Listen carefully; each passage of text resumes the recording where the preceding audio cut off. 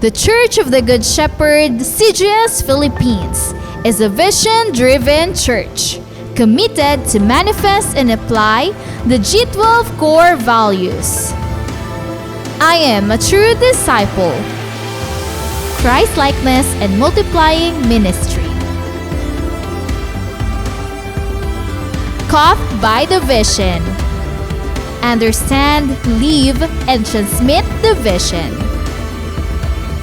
Committed to sell life. Evangelism, leadership development, and multiplication.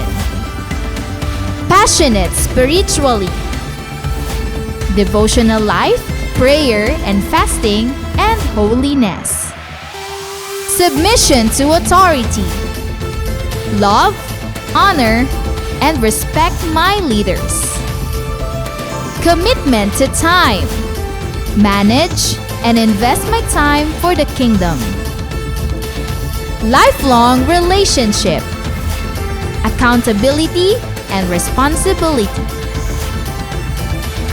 I love equipping and training. Training is my happy hour. I am a leader of 12 disciples. I am born to multiply. Accomplishing church goal setting. I support, help, and fulfill the goals. I want to see my church grow. Pray, work, and invest. The importance of young people. I will prepare the next generation.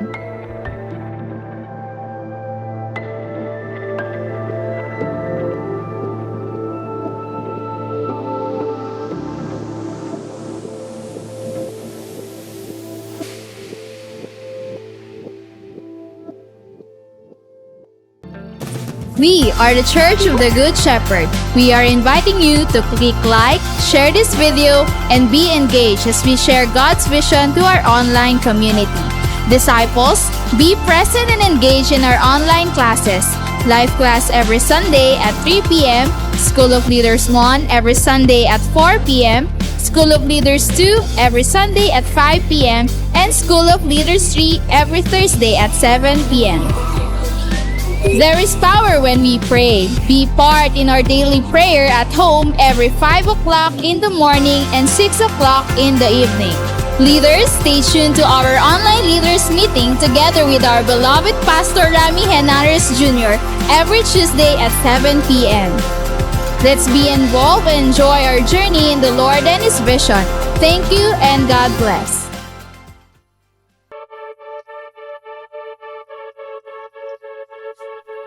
The Church of the Good Shepherd aims to make the vision of God manifest in the lives of people.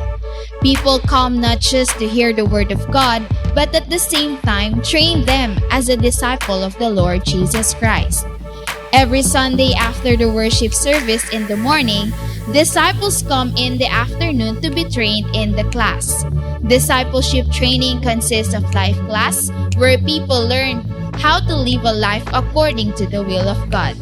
After life class, they will level up and be trained to become a disciple and leaders through a class that we called as School of Leaders 1, 2, and 3. Though the pandemic strikes, discipleship training never stops. Life class and even School of Leaders 1, 2, and 3 transition to virtual classes. The teachers, together with the students, engage in learning and applying the vision of the Lord Jesus Christ to win, to consolidate, to disciple, and to be a leader that also reaches other people.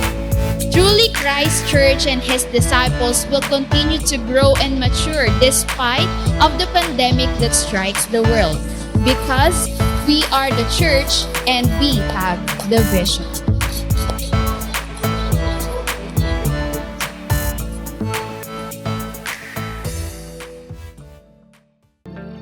We are the Church of the Good Shepherd. We are inviting you to click like, share this video, and be engaged as we share God's vision to our online community.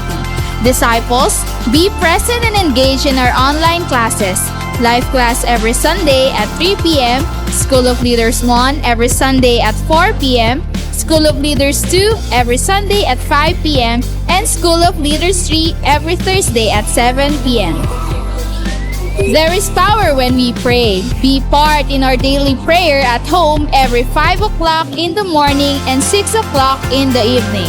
Leaders, stay tuned to our online leaders meeting together with our beloved Pastor Rami Henares Jr. every Tuesday at 7 p.m. Let's be involved and enjoy our journey in the Lord and His vision. Thank you and God bless.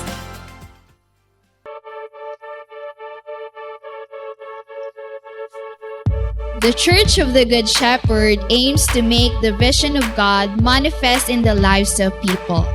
People come not just to hear the Word of God, but at the same time train them as a disciple of the Lord Jesus Christ. Every Sunday after the worship service in the morning, disciples come in the afternoon to be trained in the class. Discipleship training consists of life class, where people learn how to live a life according to the will of God. After life class, they will level up and be trained to become a disciple and leaders through a class that we called as School of Leaders 1, 2, and 3. Though the pandemic strikes, discipleship training never stops. Life class and even School of Leaders 1, 2, and 3 transition to virtual classes. The teachers, together with the students, engage in learning and applying the vision of the Lord Jesus Christ to win, to consolidate, to disciple, and to be a leader that also reaches other people.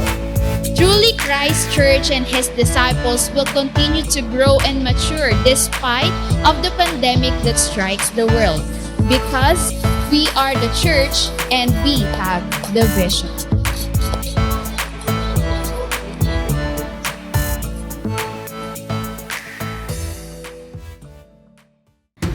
The Church of the Good Shepherd, CGS Philippines, is a vision-driven church committed to manifest and apply the G12 core values. I am a true disciple, Christ-likeness and multiplying ministry. Caught by the vision. Understand, live, and transmit the vision. Committed to sell life, evangelism, leadership development, and multiplication. Passionate spiritually, devotional life, prayer and fasting, and holiness. Submission to authority, love, honor, and respect my leaders. Commitment to time, manage, and invest my time for the kingdom. Lifelong relationship, accountability, and responsibility. I love equipping and training. Training is my happy hour. I am a leader of 12 disciples. I am born to multiply. Accomplishing church goal setting. I support, help, and fulfill the goals. I want to see my church grow. Pray, work, and invest. The importance of young people. I will prepare the next generation.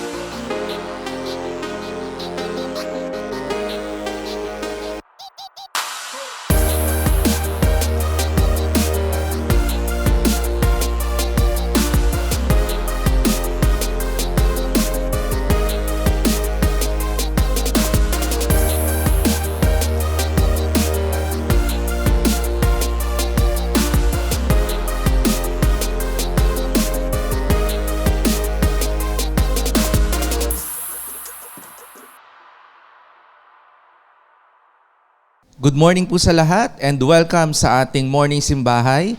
At wini-welcome ko po ang lahat ng ating mga pastors, sa leaders, mga primary, at ang mga disciples, and the same time yung ating mga kababayan na nasa iba't ibang dako po ng ating bansa. At ganun din yung mga OFW po natin. Mga invites, welcome po kayo sa ating morning simbahay ngayong umaga.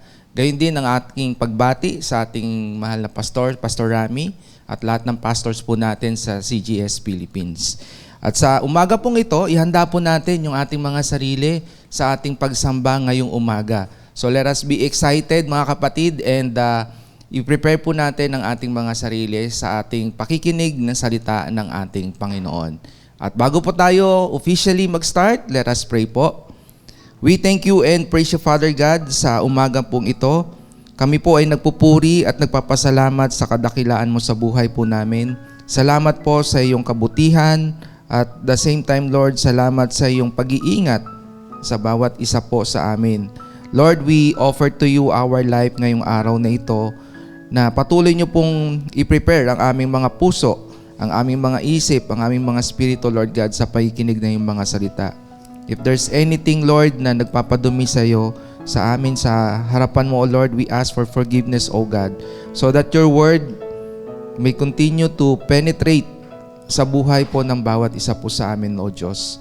Lord, I pray, lukuban niyo po ako ng iyong banal na Espiritu, O Lord, na patuloy ko pong maihatid ang iyong mga salita, ang nais mong ihatid na mensahe sa bawat isa po na nanonood at nakikinig sa mga oras na ito. Sa iyo po ang kapurihan, sa dakilang pangalan po ng iyong anak na si Jesus. Amen and amen. Sama-sama po tayong lahat na samahan ang ating CGS worship team sa kanilang dadalhin na awitin sa atin.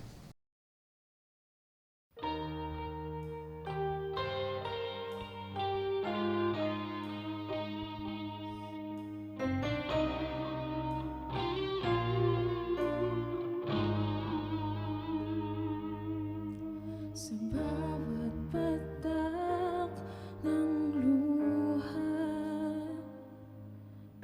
sa aking kahinaan, sa bawat luhod at panalangin, di mo ako iniwan. Jesus, ika'y nariyan. Itataas ang aking mga kamay sa Diyos na mahabagin, sa atin na tunay. O ang alay ko ay pusong basag, nagpapakumbaba sa iyong presensya, maghari ka.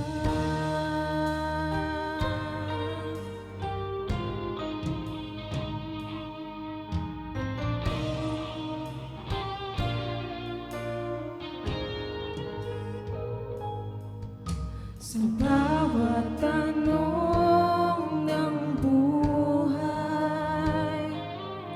suliranin di maintindihan, salita mo'y panghahawakan, na hindi mo ako iiwan. Jesus, ika'y nariyan. Itataas ang aking mga kamay sa Diyos na mahabagin, sa atin na tunay. O ang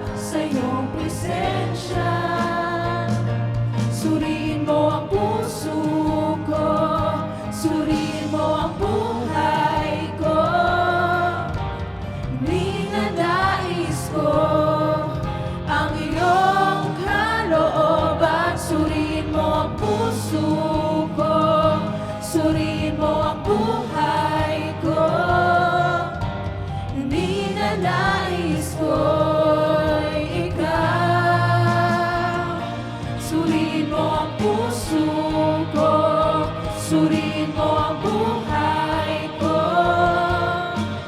Ninanais ko ang iyong kalooban. Suriin mo ang puso ko, suriin mo ang buhay ko. Ninanais ko ikaw. Itataas ang aking mga kamay sa Diyos na mahabagin, sa atin at tunay.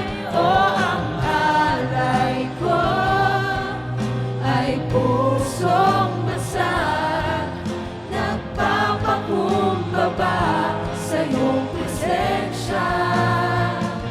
Suriin mo ang puso ko, suriin mo ang buhay ko. Ninanais ko ang iyong kalooban. Suriin mo ang puso ko, suriin mo ang buhay ko.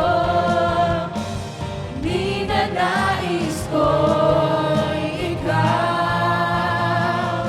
Suriin mo ang puso ko, suriin mo ang buhay ko.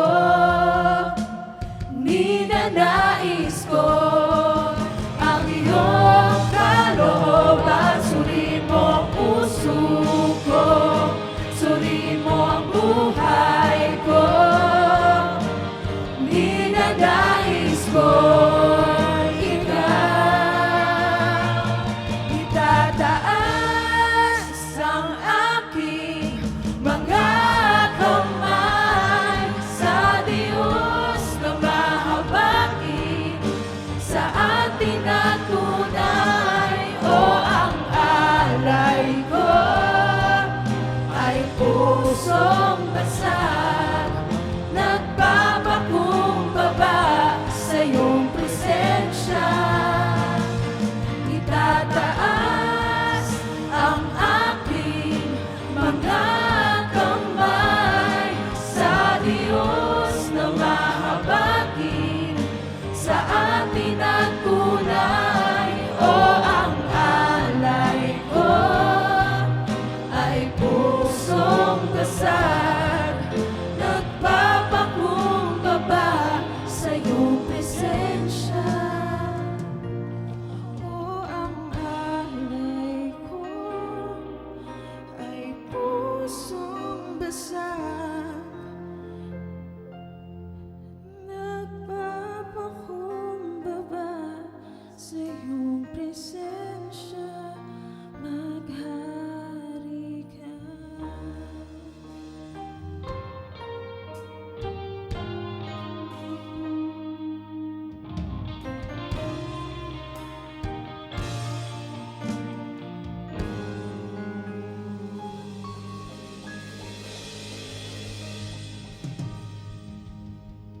So as we prepare our Bible, buksan po natin mga kapatid ang ating mga Bible sa Proverbs chapter 28 verses 13 to 14. Sabi po dito, whoever conceals their sins does not prosper, but the one who confesses and renounces them finds mercy. Verse 14, blessed is the one who always trembles before God, but whoever hardens their heart falls into trouble. And then lilipat po tayo sa 1 John chapter 1 verse 9. Sabi po dito, if we confess our sins, He is faithful and just and will forgive our sins and purify us from all unrighteousness. Okay. So ito pong mga verses na ito pong ating pag-uusapan ngayong umaga at nais ko pong ihati dito sa bawat isa po sa atin. So ang atin pong tema ngayong umaga will talk about the importance of repentance. Ayan. So, the importance of repentance, mga kapatid, ito po ay nagpapakita na talagang mahalaga na tayo pong lahat. Meron po tayong kaisipan, meron po tayong puso, na tayo po ay pinapakita natin sa Diyos na tayo po ay nagsisisi. sa mga nagagawa nating mga mali. Now, bakit ba siya mahalaga? Okay, bakit po siya mahalaga? So, hindi po natin ito dapat ninineglect din sa buhay po natin. Kasi as we go through the vision, as we go through discipleship, as we go through to become a leader, no? Maybe sometimes nakakalimutan natin na may mga bagay pala tayong hindi napagsisisihan, no? O hindi natin na-renounce sa harapan ng ating Panginoon. That's why sometimes ito yung nagiging way para tayo ay hindi mag-grow. Okay? So, repentance, no, is the way provided to us to become free from our sins and receive forgiveness for them. So, ang kasalanan, mga kapatid, ito po yung nagpapabagal sa ating spiritual progression, sa ating spiritual na paglago. Ang kasalanan, ito po yung nagpapatigil at ito po yung nagdadala rin sa atin para mawala yung ating joy pagdating sa ating naging salvation mula sa Diyos. No? So we must see na ang ating mga sarili na tayong lahat, mga kapatid, we need repentance before the Lord. No? Kailangan nating pagsisihan yung ating mga nagawang kasalanan sa harapan ng Panginoon. Kaya nga sabi dito sa Proverbs, verse 28:14, "Blessed is the one who always trembles before God, but whoever hardens their hearts falls into trouble." So mapapatrouble po talaga tayo. Kaya mahalaga na makita natin that repentance, no, is very important, mga kapatid.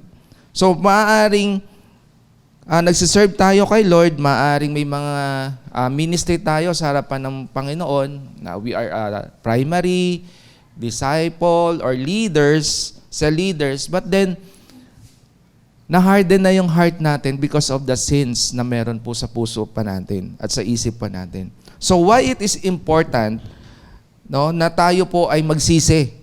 Ayan. Bakit ba mahalaga na tayo po ay magsisi sa ating mga nagawang kasalanan? Kasi hindi po pwede na nagsiserve tayo kay Lord, may mga nakakubling kasalanan na nasa likod po natin. Amen? So, importance ng repentance is it purifies us before God. Ayan. So, kapag tayo po ay nagsisisi, no, tayo po ay lubos na pinagsisihan natin yung ating mga kasalanan, it purifies us before God.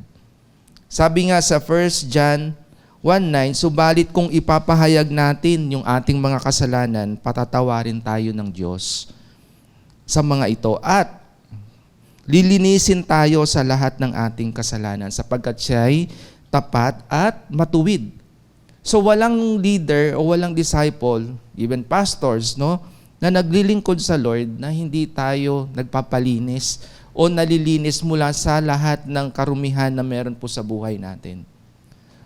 Kaya mahalaga na makita natin, sinabi ito sa 1 John chapter 1, verse 9, dahil sa harapan ng Lord, we need to be purified. Ayan, parang mineral water. Ayan, so kasi pag hindi pure, no, pwede tayong nagkakasakit pag hindi pure ang iniinom nating tubig. And pwedeng hindi rin tayo nag-grow kapag hindi rin pure ang ating heart pagdating sa Panginoon. Amen? Kaya, mahalaga na nakikita natin yung ating mga sarili. Bakit ba hindi nag-grow yung aking cell group? Bakit ba hindi ako nag-grow as a person, as a disciple? It is because of the sins na nagpapadumi po sa atin. So, repentance is a change of heart and mind that brings us closer to God. Ayan po. 'Di ba? Kasi ang repentance, hindi po natin pwedeng itong ibaliwala sa buhay po natin. As we go through discipleship, no? Because repentance includes turning away from sin and turning to God for forgiveness. Ayan. So, i-redefine lang din po natin ito, no? Yung repentance. Kasi po pwedeng, akala natin, yung mga minimal na pagsisinungaling, yung minimal na mayroon tayong tinatagong kasalanan before God, kala lang natin okay yun. Pero nagkakaroon minsan yan ng progression eh. Habang naglilingkod tayo kay Lord, nagpo-progress yan. Kapag hindi natin yan binabantayan o hindi natin binabantayan yung ating mga sarili habang tayo ay naglilingkod sa Diyos. And mahalaga na makita natin ito, mga kapatid. Kasi repentance lets God restore and forgive us and purify us as a disciple. So, hindi po dapat ito ninineglect. And habang naglilingkod tayo sa Panginoon, makikita natin ang sarili natin na mahalaga pala sa buhay ko na pagsisihan yung mga nagawa kong kasalanan. Diba? Kasi sa atin, minsan relax na yung iba. Relax na sila sa mga bagay na the usual nilang ginagawa. Okay? So, halimbawa, may usapan kayo, no? May usapan kayo ng mga ka-cell group mo. O, ganitong oras tayo dapat magsi-cell group. Okay? Halimbawa, 7:00 ng gabi. Okay?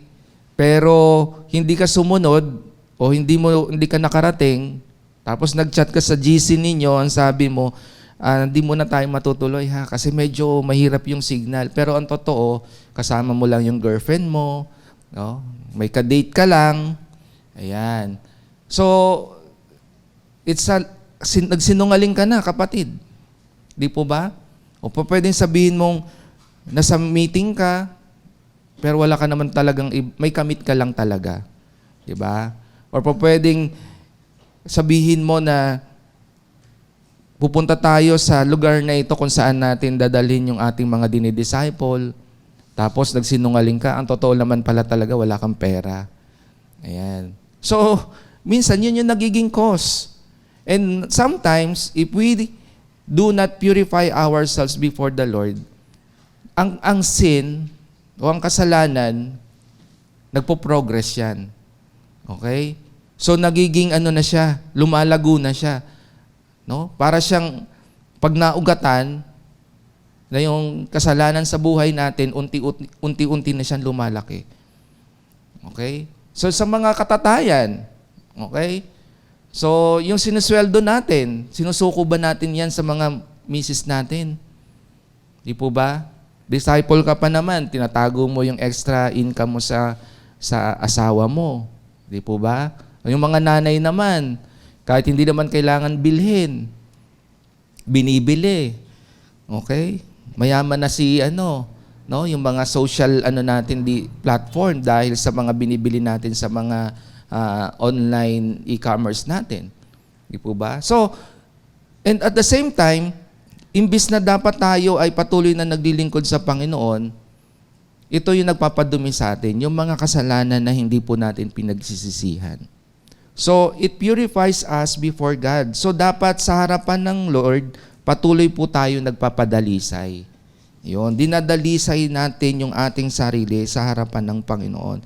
Because repentance, it is motivated by love of God and sincere desire to obey His commandments.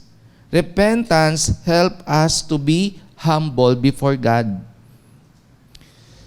So, purity is very important pagdating sa discipleship. Pagdating sa pagsunod sa ating Panginoon, we must purify ourselves before the Lord. Amen. So, whoever conceals their sin does not prosper. Tandaan po natin yan. In Proverbs 28 verses 13, hindi po nagpa-prosper o hindi po napapabuti na lumalago ang gumagawa o nagkukuble ng mga bagay na nagpaparumi sa atin sa harapan ng Panginoon. And that is sin. Amen? Next, it brings restoration. The importance of repentance brings restoration. So, nagpapanumbalik ito sa atin, sa harapan ng Panginoon. Kaya mahalaga na tayo po ay nagsisisi o pinagsisisihan natin yung ating mga kasalanan because it brings restoration. Sabi nga sa Acts chapter 20, verse 21, I have declared that to both Jews and Greeks that they must turn to God in repentance and have faith in our Lord Jesus Christ. So restoration. Amen? Pag sinabing restoration, kasi kapag ang isang tao, o ang bawat isa po sa atin, nakakagawa tayo ng kasalanan sa harapan ng Panginoon, lumalayo ang presensya ng Diyos sa atin. Because ayaw ng Diyos ng madumi. Ayaw ng Diyos na puno tayo ng kasalanan.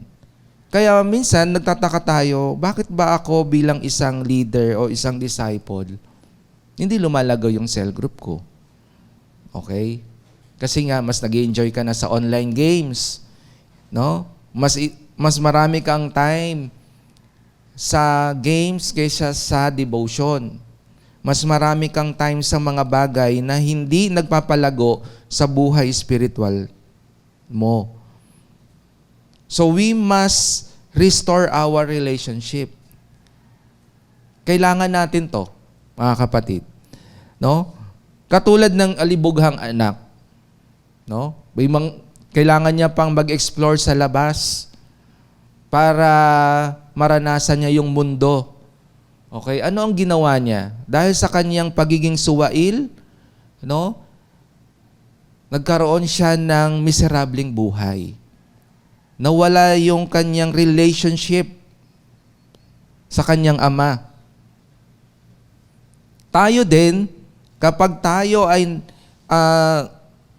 nag-enjoy na sa kasalanan, nawawala ang presensya ng Diyos sa buhay natin because napupuno tayo ng mga bagay na nakakalimutan natin ng Diyos sa buhay po natin. And we need to repent before the Lord.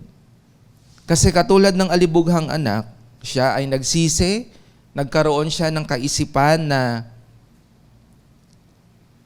mga bagay na mali pala ang kanyang ginawa, mga maling hakbang. So ano nangyari? Sa kanyang pagsisisi, nagbalik loob siya sa kanyang ama. At tayo ganun din bilang mga nakakilala sa Panginoon, no? Tayo dati ang buhay ng bawat isa sa atin malayo sa Diyos. Marami nakakilala nung na one verse evangelism. Marami ang na-restore ang buhay because of someone na nagbigay sa atin ng way para makilala natin ang ating Panginoong Jesus. That's why we are being restored before the Lord. And habang nagsisisi tayo sa ating mga kasalanan, mga kapatid, ito yung kahalagahan nito. Unti-unting nababalik sa atin yung para sa atin bilang mga anak ng Diyos. That's why we need to repent before the Lord. Katulad ng anak na nagsisi sa kanyang magulang because of his pride, because of his attitude na hindi nakalulugod sa kanyang harapan. Kaya mahalaga bilang isang disciple na katulad po natin, at ang mga nakikinig sa oras na ito, kailangan po nating pagsisihan ng ating mga kasalanan because we need restoration. When we are restoring ourselves before the Lord, na ibabalik ang mga biyaya na para sa iyo, na para sa akin. And you will enjoy it. Balikan po natin yung ating mga sarili. No? So, sino po yung naglayas dito? Yung mga naglalayas, ayan, napapahamak. Yung mga naglalayas, sometimes may mga bagay po na hindi po, may mga bagay na hindi magandang nangyayari sa buhay nila. Amen? Naranasan nyo bang maglayas? Sa paglalayas, gutom. Sa paglalayas, o pag-alis sa bahay, no, ang nangyayari, kung hindi ka nagugutom, hindi ka makakilos ng maayos. Okay? Hindi ka makatulog ng maayos kasi ikaw yung mag-a-adjust. Ngayon, kapag ikaw ay nasa tahanan ng iyong mga magulang, you can do everything that you want. Pwede ka matulog, kumain. Okay? Yan yung picture ng isang disciple na umalis sa kanyang church, umalis sa kanyang grupo, sa kanyang cell group. Wala makakapagpatotoo dito na umalis ka sa bahay na maganda naging buhay mo. No? And ganun din, lalo pagdating sa ating buhay paglilingkod. Walang magandang kinabukasan ang lumalayo sa Diyos. Kung mas ini-enjoy po natin yung kasalanan, at mas lalo pa tayo nagmamalaki sa harapan ng ating Panginoon, wala pong restoration na mangyayari po sa atin. Kaya we need to repent before the Lord. No? We need to humble ourselves kasi repentance helps us to be humble person. Kapag po tayo nagsisisi, tinutulungan po tayo nito. No? Kaya nga pag nagsisisi ka, nagpapakababa ka eh. Di po ba?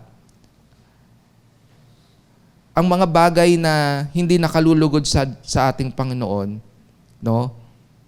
Ang nangyayari sa Kanya, magulo ang buhay.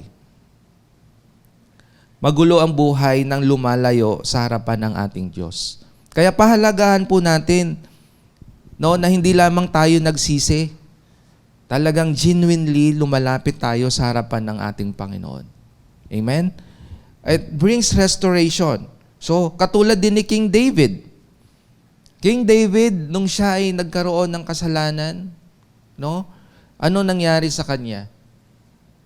Nung he committed adultery, ano nangyari sa kanya? Maraming bagay ang nawala sa kanya. Namatay yung anak niya, nagkaroon ng kaguluhan ng loob ng tahanan niya, nawala sa kanya yung pagiging powerful bilang isang hari, at nawala sa kanya yung kanyang dignidad bilang isang hari.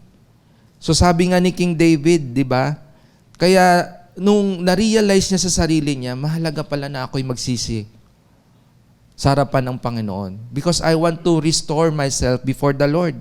Kaya nga sabi niya sa Psalms 51 verse 12, "Restore to me the joy of your salvation and grant me a willing spirit to sustain me." Itong statement ni King David eh. Because he wants a restoration before the Lord, mga kapatid. So napakahalaga niyan, na ang bawat isa sa atin, we aim for restoration. We aim to be humble before God. We aim to see ourselves being restored before the Lord. Sabi nga sa Kawikaan 28, verse 13, ang nagkukubli ng kanyang sala ay hindi mapapabuti. So, sino nagkukubli ng kasalanan niya? Alam ng Lord yan. Ngunit, sabi sa verse na ito, kahabagan ng Diyos ang nagbabalik loob at nagsisisi. Kamusta ang relationship natin ngayon sa oras na ito sa harapan ng ating Panginoon? Amen? Nagbalik loob ka na ba?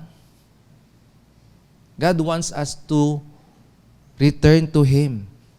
But He wants us also to repent before Him. Amen? So let us see ourselves before the Lord, mga kapatid, na dapat tayo bilang mga binago ni Kristo, ultimo maliit na kasalanan, pinagsisisihan mo.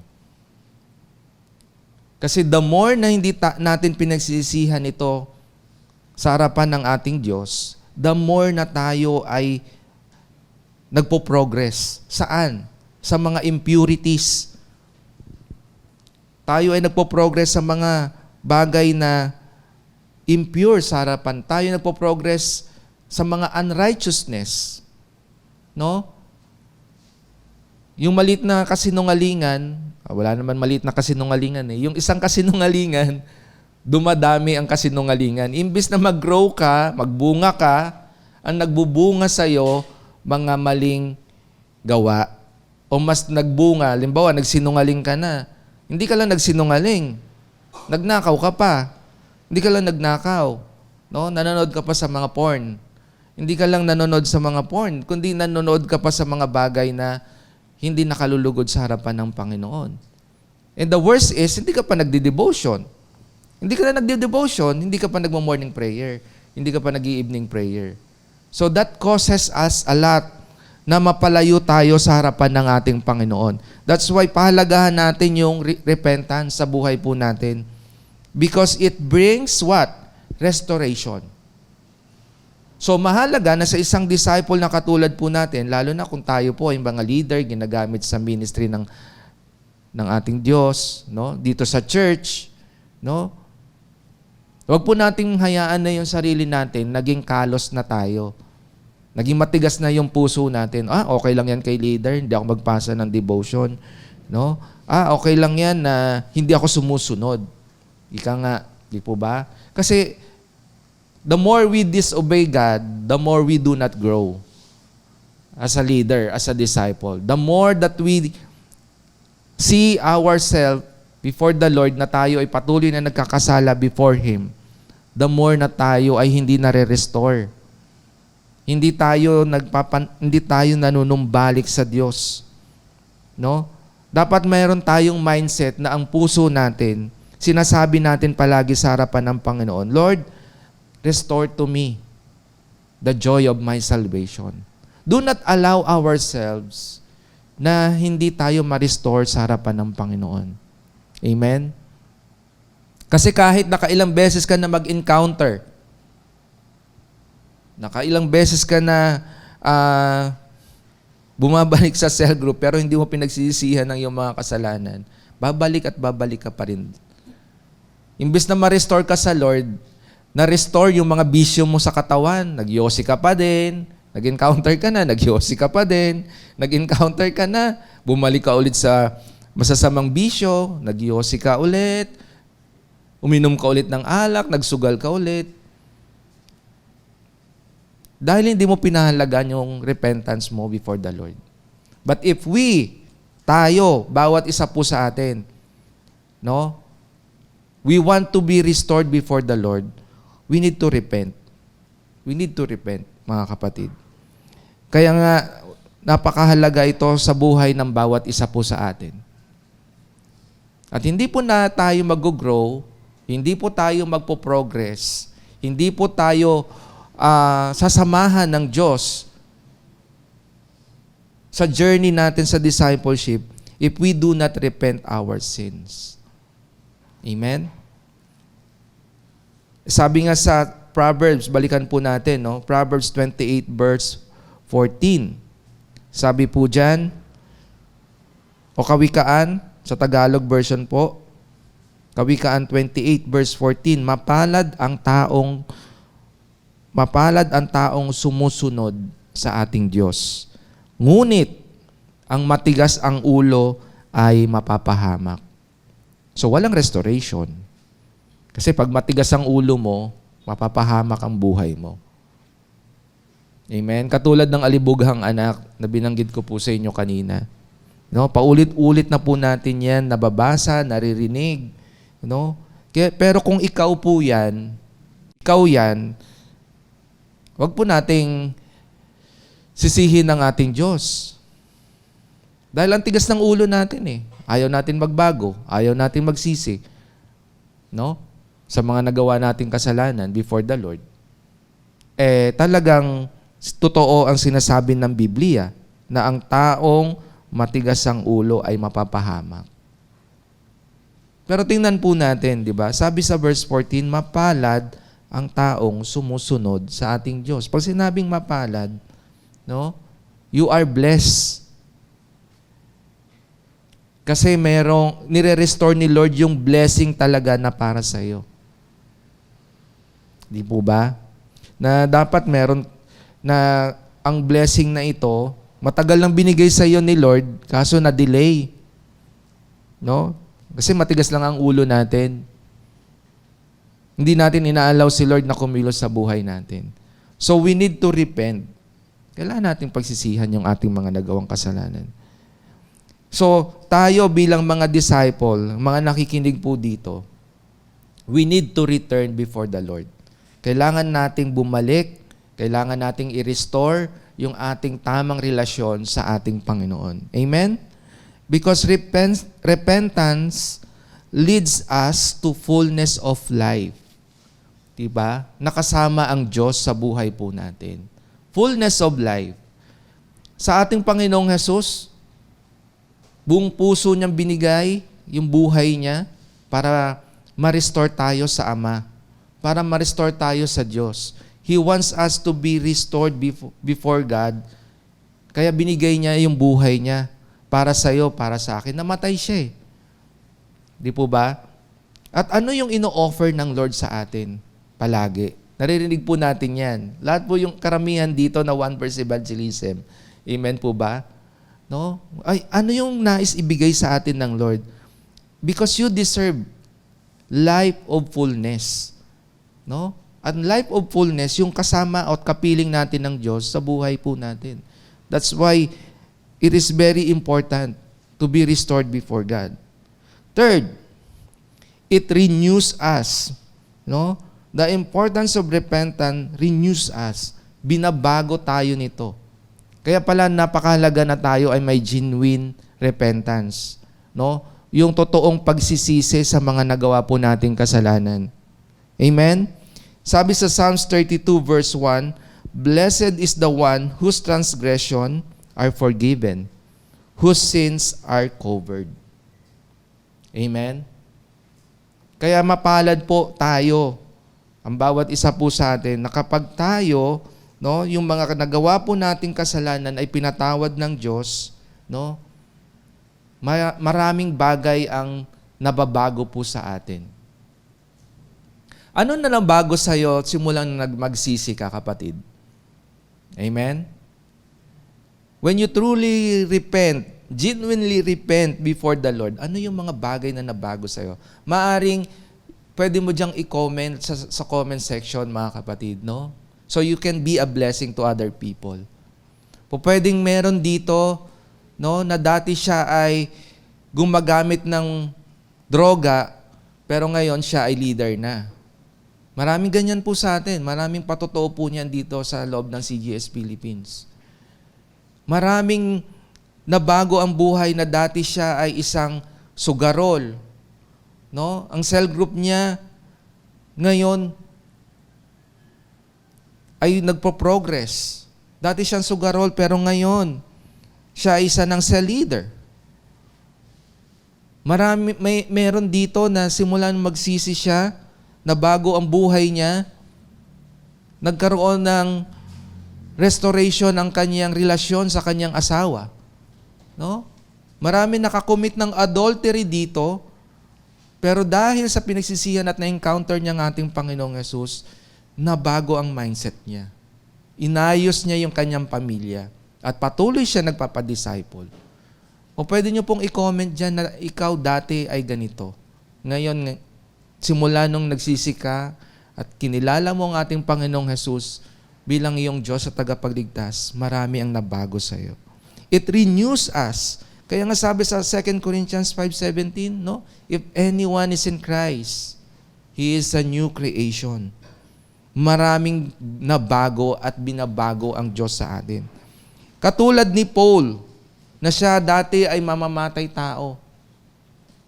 No, nung na-encounter niya ang ating Panginoong Jesus sa Acts, no, sa road to Damascus, ano nangyari? Nagkaroon ng shift of life. Nagkaroon ng renewal of life. Kaya wag tayo mag-enjoy sa kasalanan. Mag-enjoy tayo na pagsisihan ng ating mga nagawang kasalanan upang maging malinis tayo at bago sa harapan ni Kristo. Amen? So, repentance is very important, mga kapatid. Hindi ito natin dapat binabaliwala sa buhay natin. Kasi it will take us long progression kapag hindi po tayo nagbabago sa harapan ng ating Panginoon. At hindi tayo nagpapabago. Kaya mapalad tayo dito sa CGS Philippines kasi may mga nagme-mentor sa atin. May sumasaway sa atin. We are full of the Word of God para maayos yung ating buhay, yung ating kaisipan. At ang hindi natin hinahayaan dito, we do not allow sin to progress sa buhay po natin. Dapat ang lumalago sa buhay ng isang Kristiyano, sa isang disciple, salita ni Kristo. Ang lumalago sa buhay ng isang nakakilala sa ating Panginoon, ang mga salita ng Diyos na pwede rin magpabago sa buhay ng ibang tao. Amen? So, repentance is very important. Naniniwala ako na ito ay isa sa mga mahalagang bagay na dapat nakikita sa buhay ng bawat isa po sa atin. And because of that, No? We want each and every one of us to be holy before God. At dapat hindi natin inaalaw ang kasalanan ang mangibabaw. Inaalaw natin ang buhay natin na tayo bilang mga disciple, bilang mga nakakilala sa Panginoon, at ikaw bilang invite na nandito ngayong umaga. No? Huwag nating hayaan yung ating mga sarili na malugmok tayo sa kasalanan. Magsisi po tayo sa ating mga kasalanan. Pagsisihan natin ng buong puso ang mga ginagawa nating mga kasalanan. Ang mga nagawa nating kasalanan. Kung dati manloloko ka, dapat ngayon, no, totoo ka na. Kung dati sinungaling ka, dapat totoo na ngayon ang lumalabas sa bibig mo. Renewed ka na binago ka na. Isa sa mga character din na babasa po natin sa Bible, katulad ni Zacchaeus, marami siyang nilokong tao, no? During that time, na siya ay isang tax collector. Nung na-encounter niya ang ating Panginoong Jesus, ano pong nangyari sa buhay po niya? No? Ang laki ng mga bagay na nabago sa kanya. Lahat ng mga niloko niya, dinoble niya pa, tinriple niya pa. Yung binalik niyang mga bagay na kinuha niya. No? Naging totoo na siya. Ikaw kapatid, naging totoo ka na ba? Sa ginawa mong pagsisisi sa harapan ng ating Panginoon. Nung binagok ka, kaya nga 'di ba sa one verse evangelism po natin, may dalawang bagay po lagi tayo na sinasabi doon. Di po ba? Pagsuko at pagsisisi. Di po ba? Na dapat talagang nagsisisi tayo at talagang sinusuko natin. Na wala tayong hino-hold back before the Lord. Amen? Kaya mahalaga sa atin mga kapatid na patuloy nating maunawaan that the importance of repentance renews us. No? Binabago tayo, nagpapabago tayo. Katulad ng mga bagay na dating ginagawa natin na mali sa harapan ng ating Panginoon, hindi na natin yan lumang pagkatao na yon. No? Bago ka na. At dapat bago ka talaga. No? Sabihin mo sa katabi mo yan, bago talaga ako. No? At ako ay patuloy na nagpapabago kasama si Kristo. Hindi naman tayo pa pure before the Lord, but we aim to that. We are going for that before the Lord. Amen? No hidden charges, ika nga. No hidden sin, ika nga. Di po ba?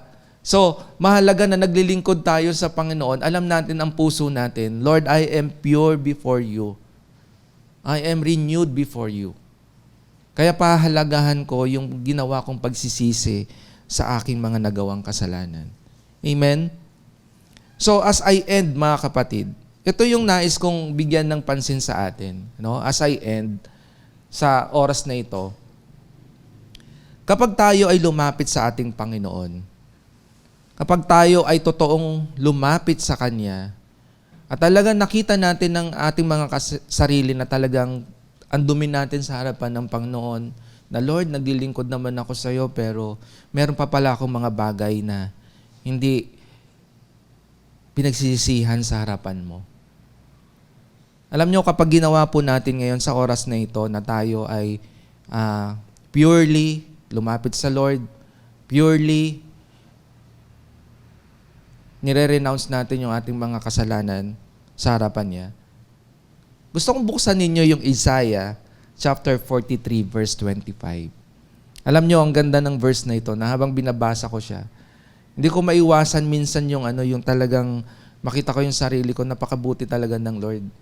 No? Buksan natin yung Isaiah. And ito yung promise ng Lord sa atin. If we repent before Him. Basahin ko po ito sa Tagalog.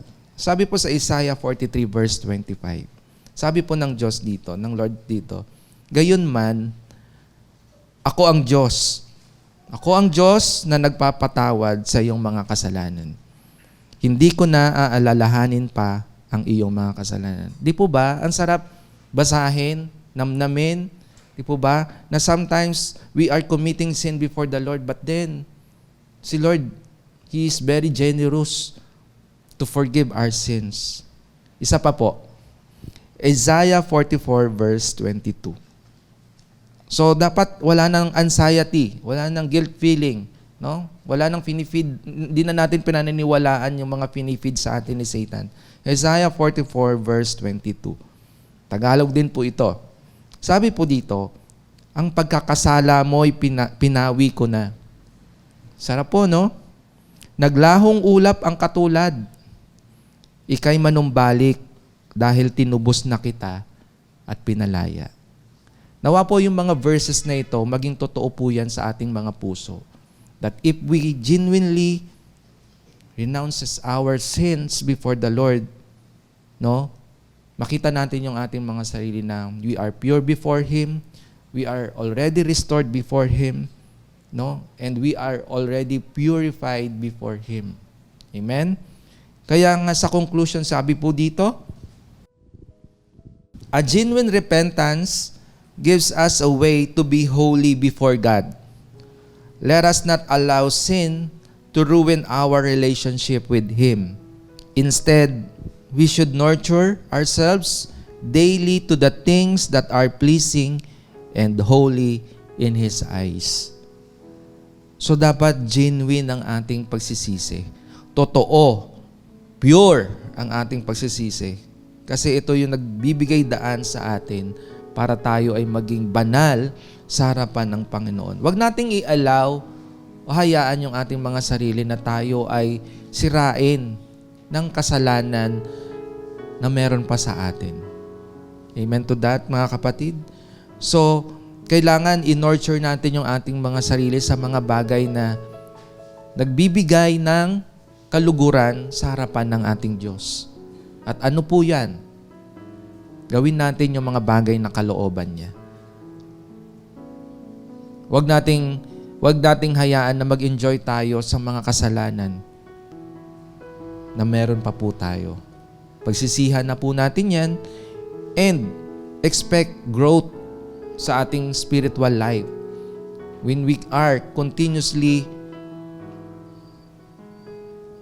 asked to be forgiven by our God. Pakinggan po natin at tayo lahat ay sama-sama pong tumayo sa dadalhin po sa atin na awitin muli ng ating CGS team sa umagang ito.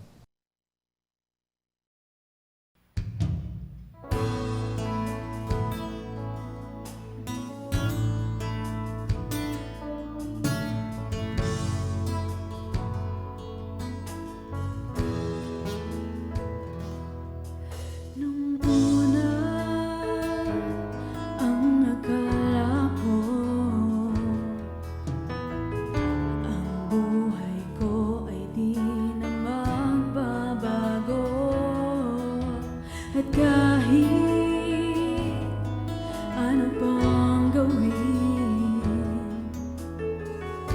ako'y bumabalik sa maling gawain. Marami na akong sinubukan, kung sino-sinong nilapitan ng halos. Ako ay sumuko na, si Jesus ay nakilala.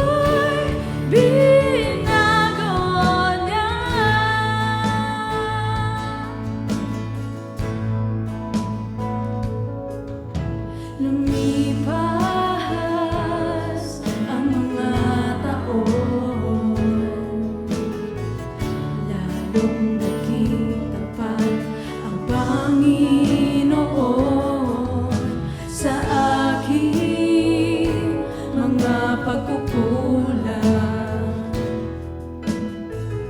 Siya ang nagtutuwid sa aking daan, kung isipin ko lamang. Sa kahapon ko siya ang kulang, sa aking mga kailangan. Higit siya sa sino pa man.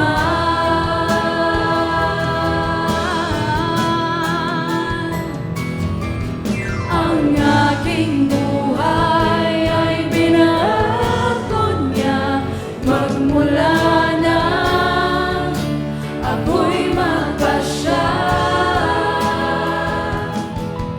Sa aking puso'y paghariin siya, anong himala ako'y nagiba. Kasalanan ko ay pinagtawad, ginawang anak niya, sa langit pupunta. O kay buti ng Diyos at ako'y binago niya.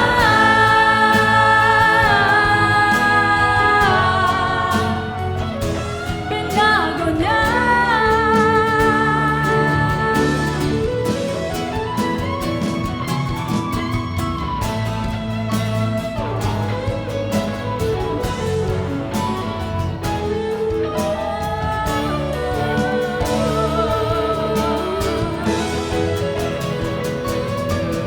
Kasalanan ko ay pinagtawad,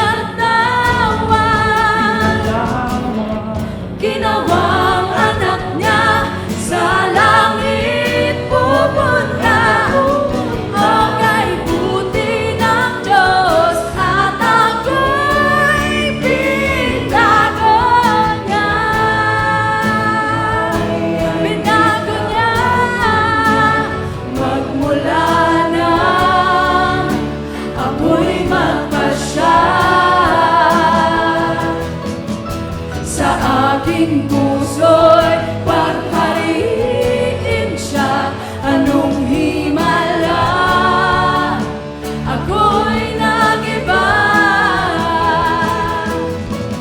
Kasalanan ko ay pinagtawad, ginawang anak niya, sa langit pupunta.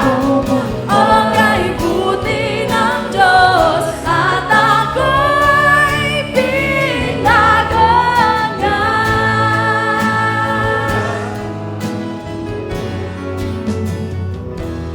O kay buti ng Diyos at ako'y binago niya.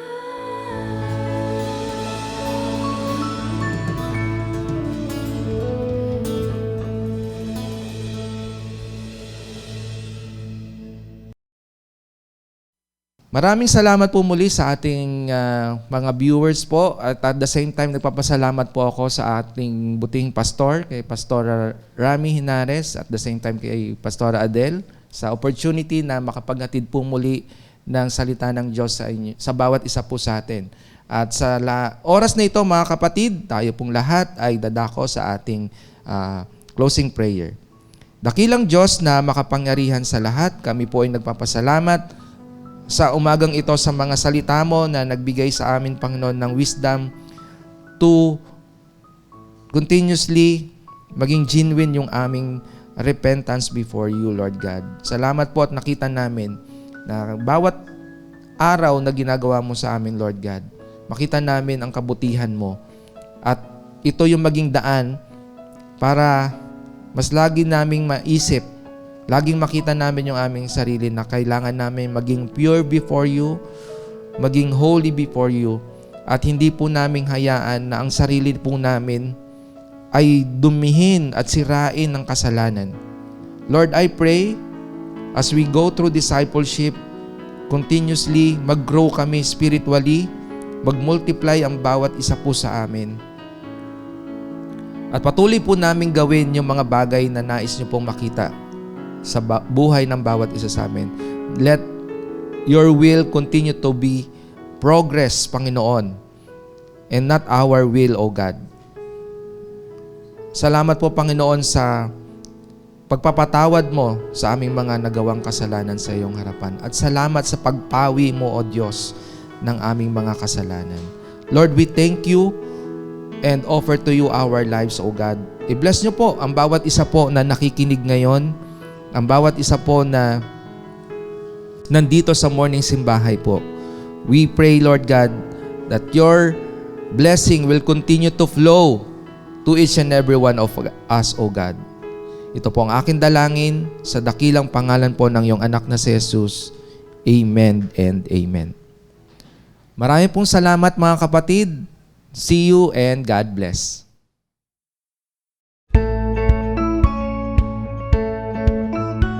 Hope you've been blessed by the message of God today as we continue to extend our calling in loving God and loving people, even in online, and keep you more updated to our journey in God's vision. Connect to us wherever you are.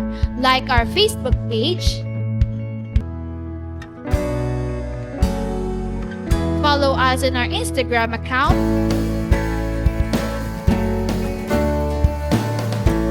and subscribe to our YouTube channel.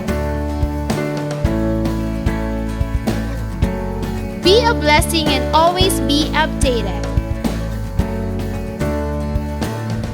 Are you blessed? Now it's time for you to become a blessing online by sending stars to support our local church and take part in our lot project. And be a cheerful giver through sending your tithes and offering to our GCash account.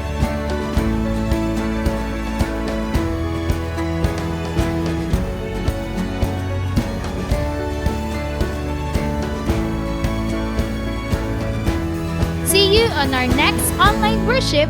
Thank you and God bless.